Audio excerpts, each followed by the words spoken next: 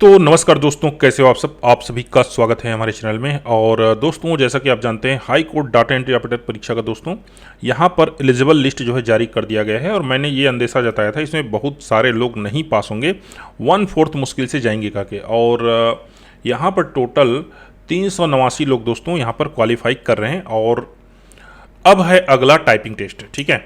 तो एक चीज़ मैं आपको बता दूं, इस 389 लोगों में से कम 100 लोग तो ऐसे होंगे जो कभी रेमिंगटन या फिर यूनिकोड के बारे में जानते नहीं होंगे, ठीक है। याद रखें ना, ये सब पीएससी फाइटर होंगे या फिर कहना चाहिए कोचिंग सीजीपी वगैरह की तैयारी कर रहे होंगे।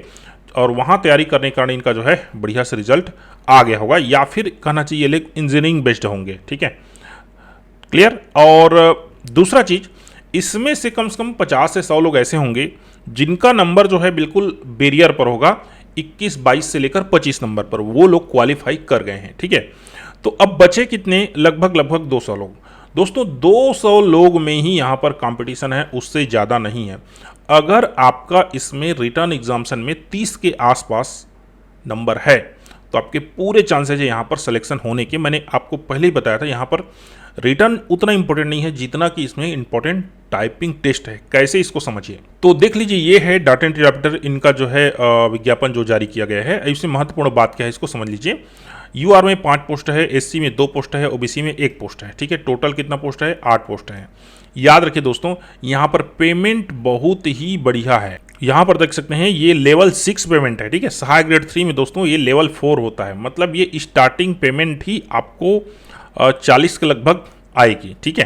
तो चलिए देखते हैं इसका चयन प्रक्रिया क्या है, उससे समझ में आएगा कि क्यों इंपॉर्टेंट है टाइपिंग टेस्ट। देख लीजिए, फर्स्ट फेस है, फेस 1 जो है रिटर्न टेस्ट है, इसमें हो गया मान के चलिए। देख लीजिए यहाँ पर 20 नंबर जो है वो क्या है, क्वालिफाइंग है।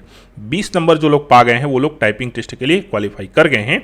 अगला देख लीजिए, the merit list of qualified candidates will be prepared on the basis of marks obtained by them in phase 1 and phase 2 examination, I return and test and skill test. कहने का तात्पर्य है जो रिटर्न टेस्ट में आपका number मिला है वो भी यहाँ पर मैटर करेगा, ठीक है।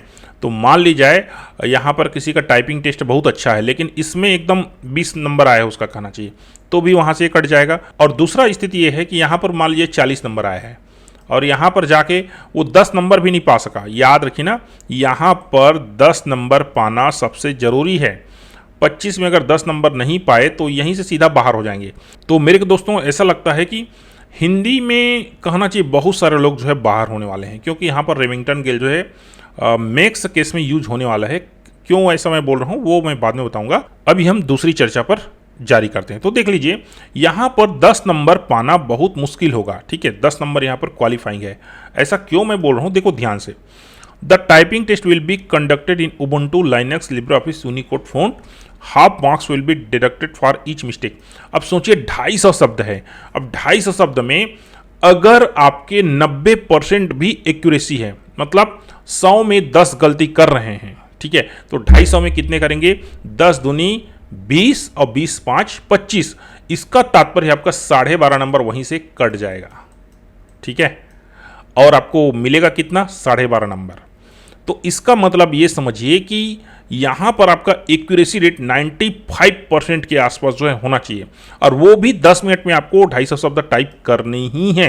अगर टाइप नहीं कर पाए तो सीधा से यहाँ पर बाहर। तो इसलिए मैंने आप लोग को बोला है कि यहाँ पर दोस्तों जो ये टाइपिंग टेस्ट है वो बहुत महत्वपूर्ण होने वाला है। इसके अतिरिक्त, ये तो मैंने टाइपिंग वाली ही बात कही, सोचिए अगर यहाँ पर फॉर्मेटिंग दे दिया, अगर आपका पेज सेटअप दे दिया तो और समस्या जो है फंसेगी, क्योंकि उसमें भी नंबर आपके कटने वाले हैं। अगर ये 100 नंबर का पेपर होता ना तो उतना दिक्कत नहीं होता। यहाँ प्रॉब्लम ये है कि ये 25 नंबर का ही पेपर है, ठीक है, और हर एक गलती पर आधा नंबर काटा जा रहा है। इंग्लिश में तो चलिए ले दे के लोग जो है निकल जाएंगे। कारण ये है, इंग्लिश में लोग जो है ऑटो करेक्ट है उसको ऑन करके टाइप करेंगे। इंग्लिश स्पेलिंग और ग्रामर का जो ये है वो लाल लाल लाइन दिखा देता है, तो बाद में उसको चेंज कर सकते हैं। लेकिन इसमें भी टाइपिंग स्पीड जो है बहुत कम है लोगों का। कल भी मैंने टाइपिंग लिया था इंग्लिश 30 WPM का, और मेरे को लग रहा है 3-4 लोग से ज़्यादा यहाँ पर क्वालिफाई नहीं कर रहे हैं, ठीक है। तो इसलिए मैं बोल रहा हूँ यहाँ पर टाइपिंग निकालना बहुत मुश्किल है। और मेरे को ऐसा लगता है जो लोग 35 नंबर के आसपास हैं और ये 10-10 नंबर ही पा गए इसमें, ठीक है, तो लोग निकल जाएंगे, ठीक। तो चलिए आगे बढ़ते हैं। मूल बात है यहाँ पर टाइपिंग टेस्ट बहुत ही इंपॉर्टेंट है। ठीक, अब देखिए ये जो टेस्ट है किस में होगा, ये मैं क्यों बोल रहा हूँ रिमिंगटन में होगा करके। देख लीजिए मैं बहुत दिन से कहना चाहिए इस फील्ड में हूँ, आप लोग की तैयारी करा रहा हूँ, तो ऐसे बहुत सारे लोगों से कहना चाहिए बात होता है टेलीग्राम में या फिर लाइव भी बात होता है कि हाई कोर्ट्स में भर्ती इसके पहले भी हुई थी और उसमें रिमिंगटन में एग्ज़ाम हुआ था, ऐसा हमको जो है ऐसे एक बंदा जो मिले थे उन्होंने बताया था। दूसरा, हाई कोर्ट में कार्य करने वाले एम्प्लॉई है वो भी ये बताते हैं कि कहना चाहिए वहाँ पर हाई कोर्ट में काम जो है रिमिंगटन में ही होता है। ठीक है, तो देखिए यूनिकोड में या तो रिमिंगटन होगा या फिर वेद माता होगा, रिमिंगटन या फिर वेद माता। देख लीजिए वेद माता फ़ॉन्ट अपने आप में पूर्ण नहीं है, इसमें कई सारे इशूज़ हैं, कुछ करेक्टर आते ही नहीं चाहे कुछ भी कर लो। ठीक है, इसलिए भी इसके चांसेस जो है कम लग रहे हैं, जबकि रिमिंगटन अपने आप में पूर्ण है। ठीक है, तो इसलिए भी इसके चांसेस जो है ज़्यादा लग रहे हैं। वैसे भी जितना छत्तीसगढ़ में टाइपिंग टेस्ट हुआ है उसमें 70 से 80% जो है रिमिंगटन में ही हुआ है।